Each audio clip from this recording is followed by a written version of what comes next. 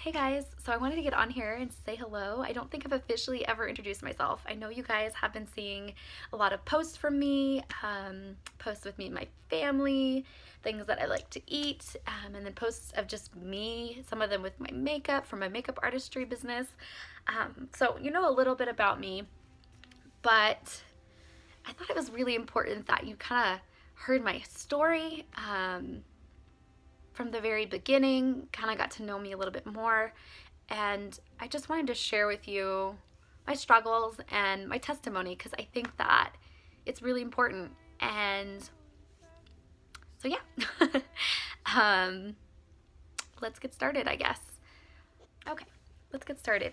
So, first off the bat, my name is Vanessa Bauer and I have lupus. That was really hard for me to say for the past, gosh, what's it been? 11 years? I don't know if it's that way for everybody. You guys definitely will have to let me know or clue me in if it is. I don't know. When I first got diagnosed with lupus, I was scared. I thought I was going to die. What else? I felt shame. I'm not really sure why, but I did. I didn't really want anyone to know outside of my inner, circle of my family and my close friends and loved ones. Yeah, I kept it pretty private and I didn't like to think about it. Had no desire to talk about it. I didn't really want to know about anyone else that had it. And that's just kind of how I dealt with it. I guess I don't know. It's crazy, I know. That's just how it was for me. So I was diagnosed with lupus in 2006. It was right after I had my son, Ethan. He was only a couple months old. During my pregnancy, I was sick a lot. I threw up for the first 7 months faithfully, every day, all day. Morning sickness was an understatement. And the doctors actually, I kept telling them that I felt like it was really abnormal that I was so sick. And they didn't really want to do anything up until like the last month or two, I'd say. And then I got put on Zofran. It's a pill that you put on like your tongue and it dissolves. And so that cured my nausea. And then after that, I was like eating and eating and eating, and it just was awesome. I was eating everything. But my labor and delivery was like a cakewalk, not your normal probably experience. Thankfully, I just had the most easy labor and delivery. My son was only 5 pounds 11 ounces, so super tiny. And I had an epidural, so that like helped with the pain. I slept through most of my labor, so sorry guys. Probably like, I hate you. I'm curious to know what pregnancy will be like the second time around, because I do want to get pregnant again. Now being diagnosed with lupus, and that's one thing that does worry me. So backtracking back, I was working a job where I had to stand on my feet all day, and it was getting increasingly hard to stand and walk. The bottoms of my feet would hurt. I tried to chalk it up to just being really tired and, just having a baby and being out of shape. I was by no means overweight, but I don't know. I made excuses, I guess. And so I started waking up with a lot of muscular issues. Right in here, it would hurt really, really bad. And just felt like there was these weights holding me down when I was sleeping and waking up. And so I went to the doctor and I let him know what was going on. Probably about like a month maybe after having Ethan. So not quite to the point where I was diagnosed yet.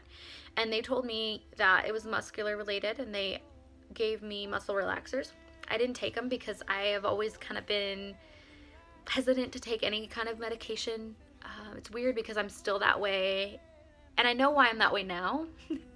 But back then, I don't know. I just never really wanted to take it unless I had to. So I didn't take it, and it still had those issues. And then I started having the walking issues. And there was one day in particular I remember walking outside of my job, and there were these benches just for people to sit on outside the exit. And I had to like sit down because I was just so tired, and I felt like there's no way I'm gonna make it to my car.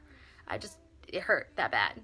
And so I lifted up my pant leg because I don't know, my legs were hurting and I felt just off. And there were these, like, I don't know how to describe it other than like varicose veins, but I mean, they weren't varicose veins. I thought they were at the time because I had, just had a newborn baby. Maybe it took some time for them to develop, but there were these like reddish, splotchy looking veins that looked almost like they were like bloody from the inside out. I don't know if that makes sense, but it was really scary and concerning. So I made an appointment with my primary care physician, which I don't know why I didn't go to the emergency room, but I didn't. I made an appointment with my primary care physician, and they did some blood work.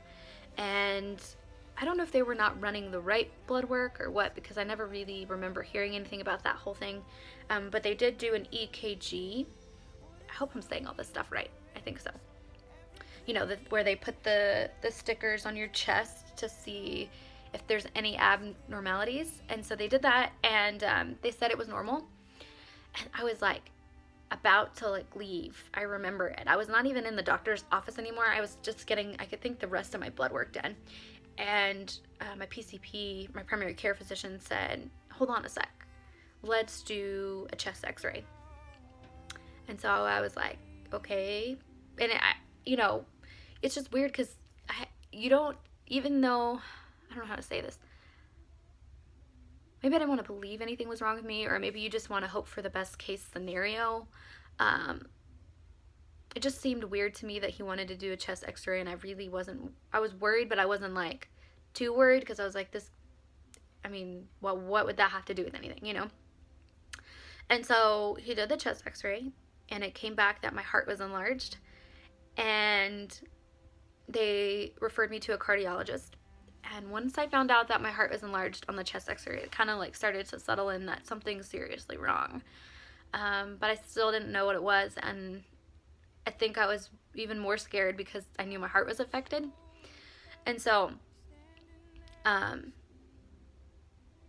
think anytime you're going through any type of serious health related issue, you just hit survival mode.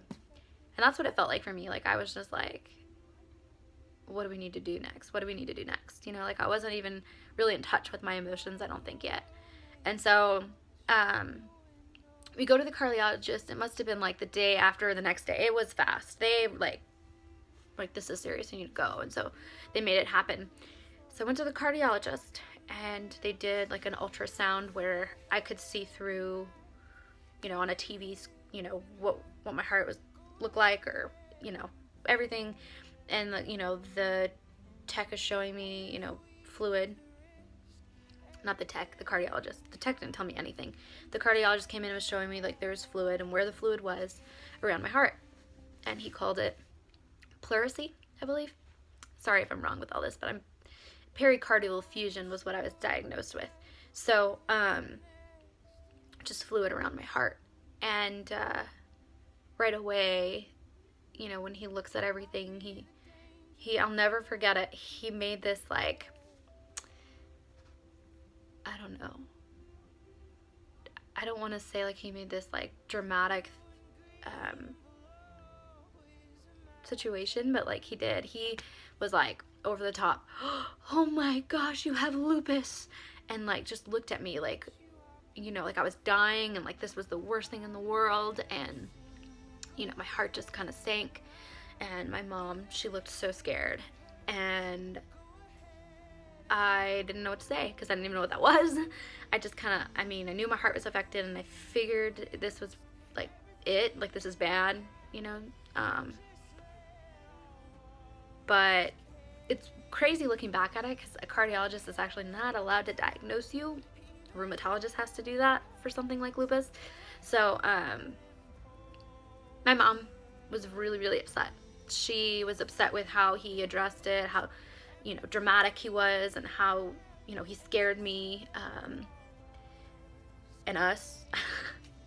I laugh about it just because it's funny now in the sense that, like, my mom, I remember she was just so over dramatic and, like, freaking out, like, making me more scared. Like, she was so upset that he scared me, but really she was scaring me because of how upset she was. I don't think anybody knows how to handle it, You just don't. And we ended up going to the rheumatologist. I want to say I had to wait like weeks. I didn't get in right away because there's a waiting list, which is sad. I'm sure it's even worse now because I feel like autoimmune diseases and these chronic illnesses are just so much more prominent. So I was put on a really, really high dose of prednisone. I'm trying to remember how much it was. Don't quote me on this, but I want to say it was like 50 milligrams. It was high. So high that within, I'd say like 3-4 weeks, my face was like huge. I think they call it moon face. Like, I had that. I was unrecognizable, which is crazy looking back at it because at the time, I don't even think I worried about that. I wasn't thinking about that. I wasn't worried about my appearance. I had a great support system as far as like my parents and at the time my son's father. I think he was scared too, and he never made me think I looked different. We ended up actually getting married because I had my son outside of us being married, which in my family is, or the way that I was raised, I don't want to say my family, the way that I was raised growing up was very shameful. And I had a lot of shame I was carrying from that too. Just feeling like I did everything the wrong way and like, I don't know, not feeling like, how could God love me after doing this? Just a lot of things. I didn't know a lot about how God loved me and forgiveness. And so I dealt with all that kind of in the wrong way. So I was super scared, and I ended up getting married because I wanted to make things right with God, and I didn't know if I was going to die. Like, there were so many like questions left unanswered, and rightfully so, in the sense that doctors just didn't know enough about lupus. So we got married, my son's father and I, and like I said, I don't remember ever feeling bad about my appearance. I think I was in survival mode, and I think all I was worried about was, what do we gotta do next to fix this, to do this? Like, I did think about death. I did think about dying. It scared me. But what scared me more, I think, was dying and not having, like, everything resolved. Like, the things that I worried about that like, you want to know that you lived your life to the fullest, that kind of thing. So I looked back at, like, wedding pictures, and I'm like, whoa, I looked so different. Like, I cannot believe I look like that. Like, my, my medicine had just really transformed my appearance. And, I grew up, like, my adolescence and my teens, I was taking selfies before selfies were ever invented, which is not a great thing. I'm not saying it is whatsoever. Like, I was just very, like, self-absorbed and, like, just a teenager who was, like, worried about guys liking me. And, I was a good girl, but I definitely was influenced by what other people thought. And a lot of that came from, and men, and a lot of that came from being made fun of in high school and being teased by girls and guys. Never really feeling like I fit in. Always trying to just kind of camouflage myself, or be invisible. It's like I wanted that just so that I didn't have to deal with the drama. So, my appearance changing as much as it did, and just going through lupus, I think really gave me a whole new perspective on appearance and loving yourself, regardless of what other people say or think, or even like a whole other idea of what love looks like and unconditional love. I mean, I'm not with my son's father anymore for other reasons, but he never made me feel like I wasn't beautiful during that time that I was really sick. And that says a lot, I think, about just the type of love that everyone deserves to have. Chronic illness and lupus, it comes with a lot of unknowns, and you never know when your appearance is going to change, when you're going to break out with a rash. I am fortunate enough to not have ever had really that butterfly rash. And if I did, it must be like really faint because I've never seen it before. But I have had like rashes break out on my body. It happened once. It was like this discoid type thing going all over the place. And eventually just healed up. But it's just so crazy. Like you never know what's going to happen. My hair falling out, I've had that. Not to the point where it was like these huge patches, but enough to where I felt my hair thinning, and you could feel like, the hairs get stuck because there's just so much hair coming out that it's like getting knotted. And I'd pull it off, in chunks, especially when I was first diagnosed. So, those thoughts go through your mind. And I know a lot of you have probably, unfortunately, experienced hair loss to the point where you don't have any more. So yeah, the thought always goes through your mind that like one day I may be bald, or will someone love me regardless? Lupus has really taught me just to love yourself and be thankful for every day and embrace it. And that beauty is so much more than hair. And I know you probably can look at me and say, well, that's easy to say, you have hair. Maybe, but I like to think that if I didn't have any, that I would embrace it. I'd wear wigs. I'd rock all the wigs that I could, because life is way too short to be so focused on what someone else has that you don't. I hope I'm saying that okay. I'm trying to think about what else I want to say. There's just so much. So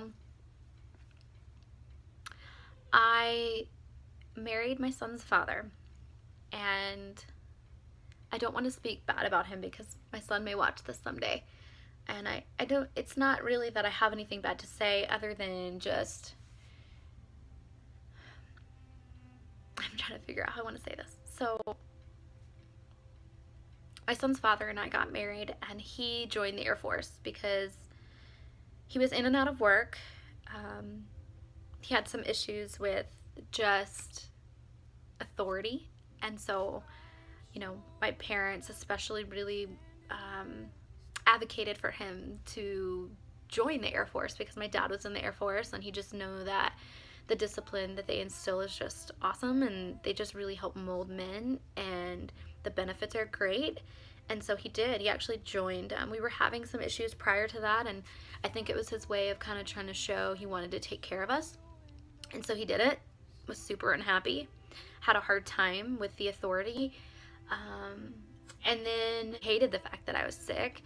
Even though he went through my diagnosis, I don't think he really understood lupus. He felt like I was lazy. Like I never wanted to do anything because I just didn't. Not because I didn't feel well. He put me down a lot for being tired and weigh heavy on your illness. And, I was brought up, when you get married, you stay married. So getting out of that relationship was not something I considered in the very beginning.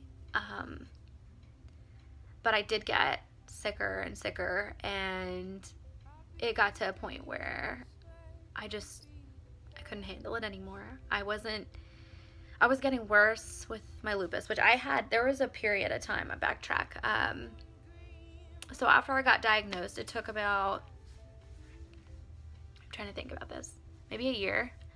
And then I went into like a remission, and I was doing pretty good. And then once we moved to New Jersey, I was doing okay for a while, but I had a lot of marriage problems, and I would be fine when he was away, but then when he came back, it was like really, really stressful, and my disease, like, it showed, you know. I would have like these, I don't know what you call it, like dry patches in my mouth from just stress, I think, and being in a flare, and it just wasn't well. So to cut this like short, I ended up separating from him, and I moved back to Texas. And the first thing I did was get a car. Actually, I got a job. Did I get the job?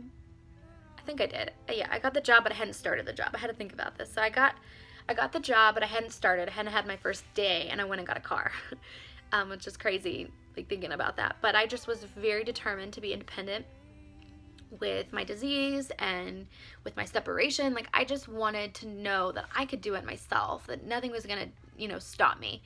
I was in college when I had my son, and because I was so sick, I had to drop out. And so, like, I just felt like I needed to prove to myself that I could be proud of just doing something for me and for my son, without needing a man, because things were just so bad, in my marriage. And so I got a great job, was making more than I ever had, bought a car, brand new, which I wouldn't recommend doing, but at the time I was really proud of it. And yeah, things were really, really good. And I started going into remission again, which it just showed me that, like, your life and the stresses of your life really impact your disease, and you have to take control of them. So I ended up going back, moving. I got transferred to a job in New Jersey, and I ended up trying to, again, with my son's father, and it didn't work. It got worse. It got physical, and it was unsafe and just unhealthy. I'd spent a lot of time in prayer at that point. Like, I was really trying to just give it to God, because I was like, I need to do something, and I need your help, God, because I don't know what to do. Like, I know you don't want me to be divorced. I know marriage is supposed to be this commitment, but I knew I had gotten married for the wrong reasons, and I was determined to find a way to love him, like, to choose to love him. And so I ended up leaving. I never thought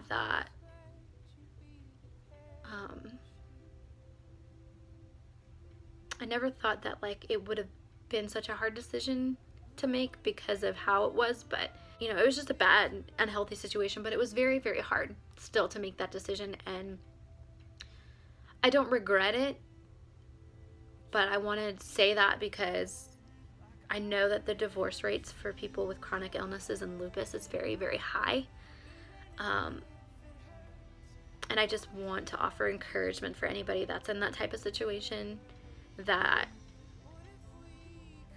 it's okay. It's okay to get divorced. I mean, do I think that God wants it? No. But I think he understands it. And I think that he forgives. And that it's possible to lead a healthy life and be married to a man that is serving and understands more about your disease and is willing to learn, because I have that now. So yeah, that's just what I want to say about that. So I moved back to Texas, and I ended up getting a divorce. It took, gosh, I don't even know, like almost a year, I think, before I was officially divorced. I knew I was getting divorced, but don't know, it's just a process, and there's a lot of emotional stuff you go through. But again, my disease went from being like up here and awful and in a flare to going into remission. So I knew I was on the right track. I was spending so much time spiritually to like just in the Bible and praying to God, and having a relationship with him was something that became really, really important. And honestly, that is when I was the healthiest. And I'm not trying to say that we don't need medicine or we don't need doctors, we don't need to get our lab work done. Like we need those things to manage our disease for sure.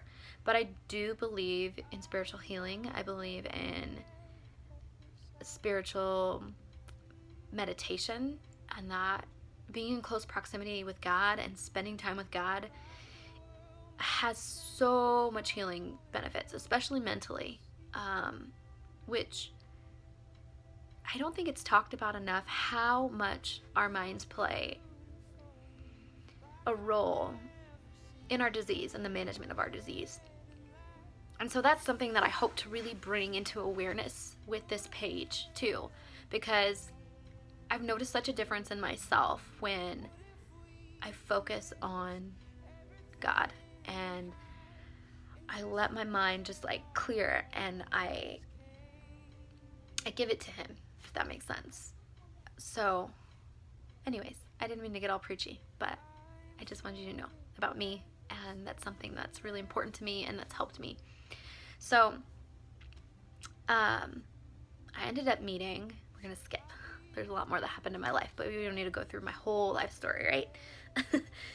So I ended up meeting my husband. He wasn't my husband at the time, on a dating website, which I know is more conventional now, but back then it really wasn't. So it was kind of embarrassing. He was from Iowa, and I didn't even know that I was going to end up with him. It was kind of like, I didn't even know I was going to end up with him. I was just looking for friends, and he was far away, and he was definitely not, he would kill me. I told you this, but it's fine. He won't kill me. So I accidentally clicked on his profile picture. There was like these tiny little profile pictures up top, and you can't really see unless you click on it. And so I accidentally clicked on his, and then I like exited out of his page, but like it notified him that I viewed his profile. And so he thought, I was interested. I was just a classy girl. I'm not going to contact him. So he contacted me, and, I was fine with having friends. He was far away. It wasn't a big deal. So, I would engage through our email messaging, but I wasn't really like, I don't know, I was looking for anything more. And then eventually, I think he kept probing me for my number. And so I was like, well, it's fine. We'll just like text and it'll be fine. Well, I kept like giving him like one-worded answers because I kind of just wanted him to get the hint, like, yeah, nothing's gonna happen. But he kept trying, and we ended up talking one night. I was, kind of bored and just like, whatever, yeah, let's talk on the phone. And he was so nice and not what I expected. And he ended up singing to me, which I think he knew what he was doing. Us girls love it when a guy can sing. And he sang to me, and like my heart just like, whoo, all of a sudden like I had these feelings I didn't have.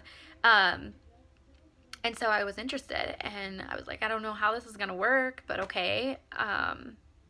So he, was very proactive, and like we're gonna meet, and I really like you, and I'm pretty sure he said I love you actually before we even met. Like he was just like, we would talk through Skype, and we had the like face to face without really having the face to face. And so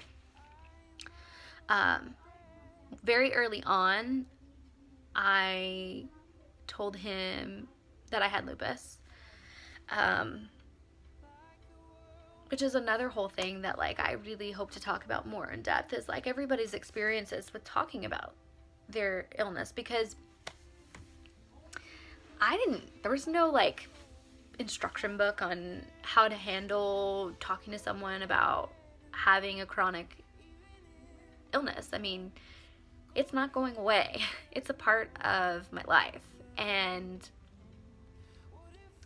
it's hard to let somebody in on that. And I mean, it kind of feels like baggage, you know? You tell somebody that and they're like, oh, great. Like, what? No, I don't want to deal with that. So, but I did. I told him very early on about it. And he was very accepting. I don't know if he really knew all that it entailed.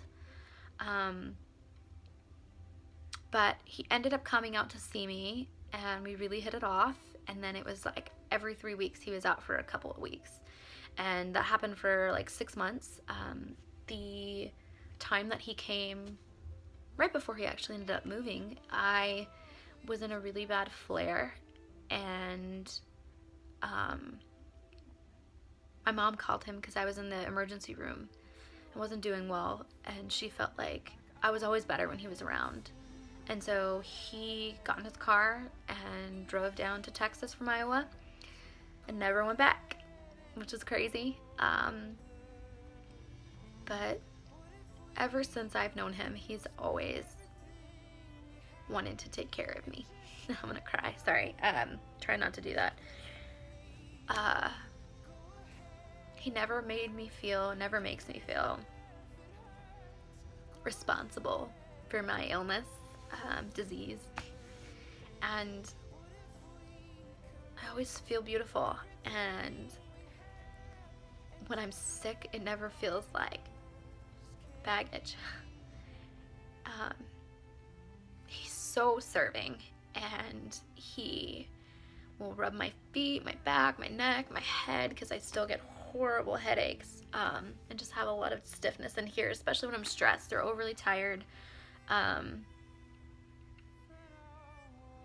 Yeah, he will he's learned how to make my juices, like my juicing that I do, to the exact recipe. Like, he's like, well, what exactly do you put in here? Let me make it for you, you know, like,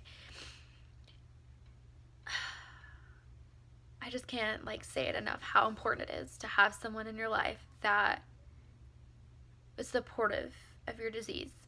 And I am so thankful that I have him to help me, because that's one thing that you have to swallow is your pride. And it was hard for me in the very beginning. It was hard for me for years to get to the point where I would say, I need help.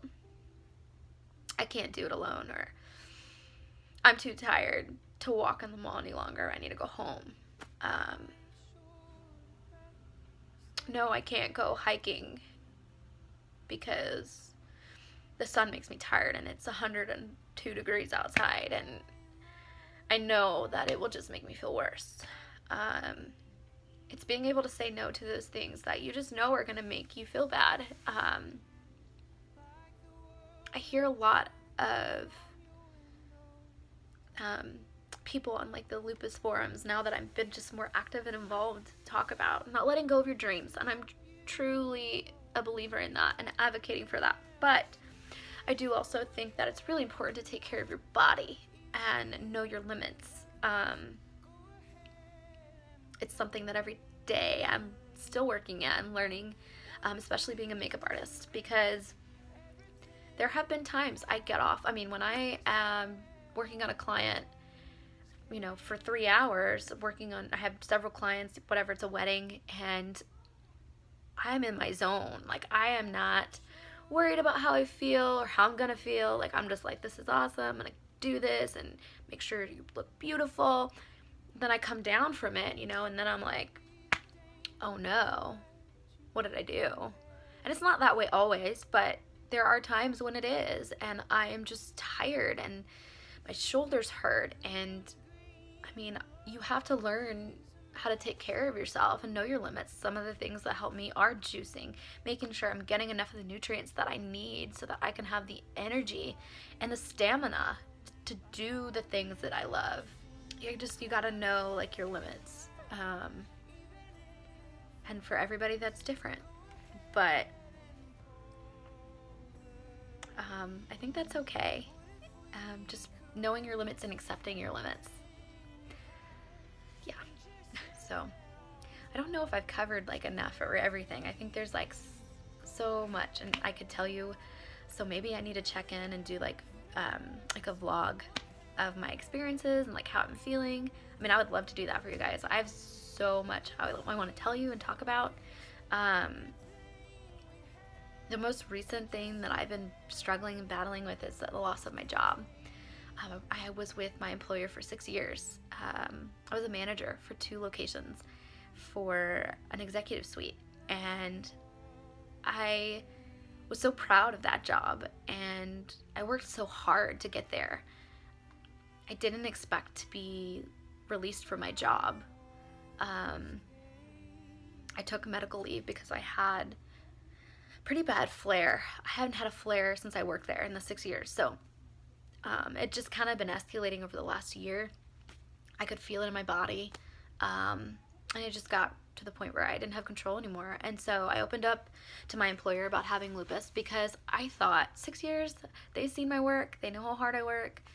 They'll understand. You know, like they made me really feel like I was, you know, we had a work family. And so I thought I could trust them and I could depend on them. And I went on medical leave because of a flare. The doctor had given me a doctor's note. I was seeing a chiropractor at the time because I'd been in an auto accident, which kind of aggravated everything.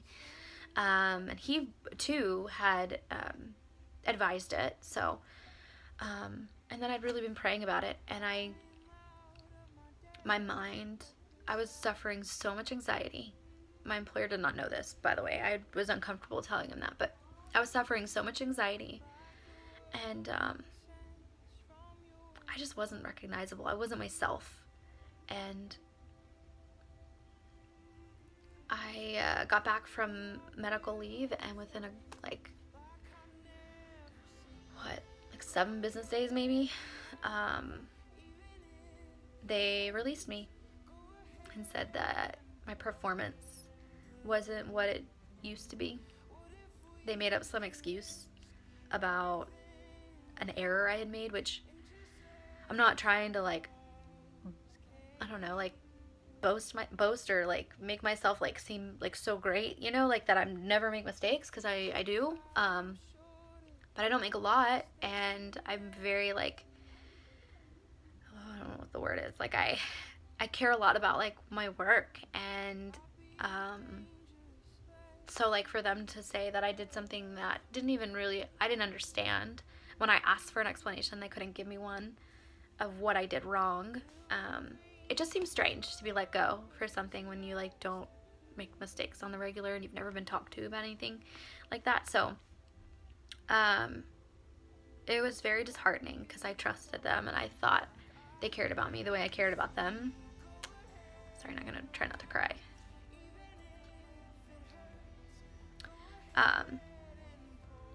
But it's crazy because I had the day before really been just struggling and praying about some things that God was walking me through with my employer, just as far as their behavior and being involved with things that I just didn't really want to take part in, drinking and I don't know, just lying and talking about, I don't know, just holding these secrets that didn't really even, to me, make sense. I didn't even know what the secrets were, to be honest. I guess that's what the main thing was, is that, there were these secrets that, existed that I didn't even know existed. You know, I thought we were all a team. And so I was just really struggling with, my integrity and, trying to hold that and trying to bring unity. And, so it's crazy because, I had prayed the night before just for God to just give me a heart of, forgiveness and, give me a heart that is just able to do good, and not hold resentment. Sorry. And so, I feel I was really released from that. And I felt really good the day that I got released from work. I felt things are gonna be better. And by better, I just mean from me, within. What do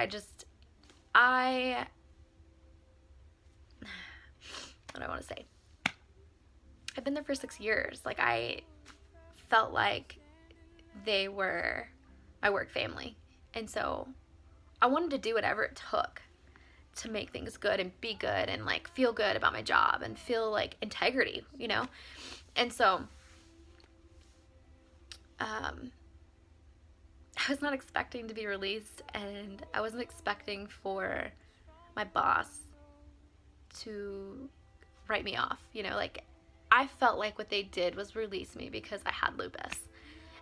And I never expected that. I didn't, not from them. So that's been my most recent struggle. It's just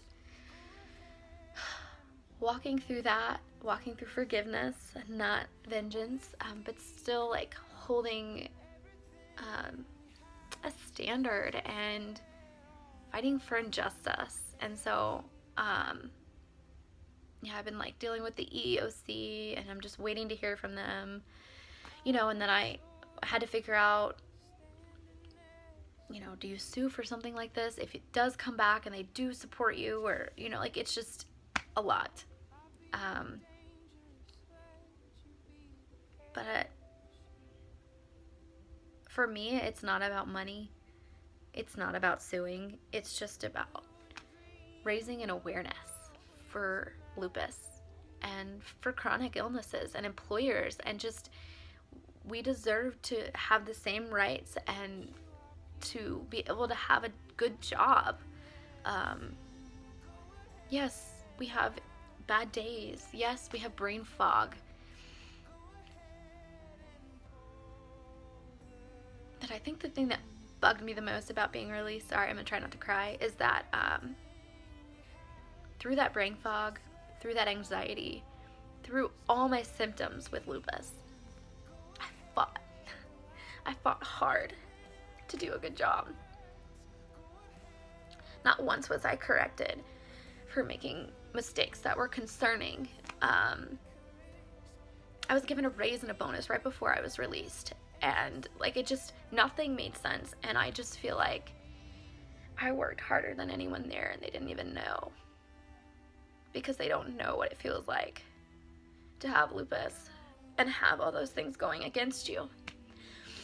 And for me to even work that hard and get that type of recognition before they even knew I had lupus, like, I know, like, I don't want it to come off wrong. I don't know what I'm saying. I just feel like it's just a shame that they didn't like appreciate it. So sorry about that. I think that's all I have for right now. There's a lot, a lot of information, but yeah, I just wanted to share with you guys my journey, my struggles, and if you want to see more of this, then just let me know, because I do not mind, and I would love to check in with you guys and kind of let you know how I'm doing, what works for me, what doesn't work for me, when I'm having a bad day, what that looks like, what that feels like.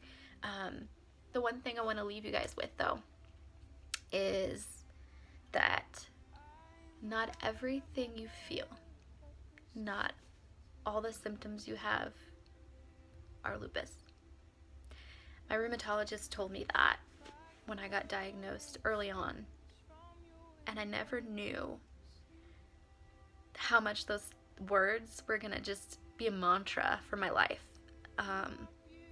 I've learned to live by them, to not freak out every time I have a symptom, even if I have to remind myself of that, because I'm human. That happens. Like, no, Vanessa, don't just think that's lupus just because, you know, it feels similar, or because, I don't know, you're tired, or you have a headache.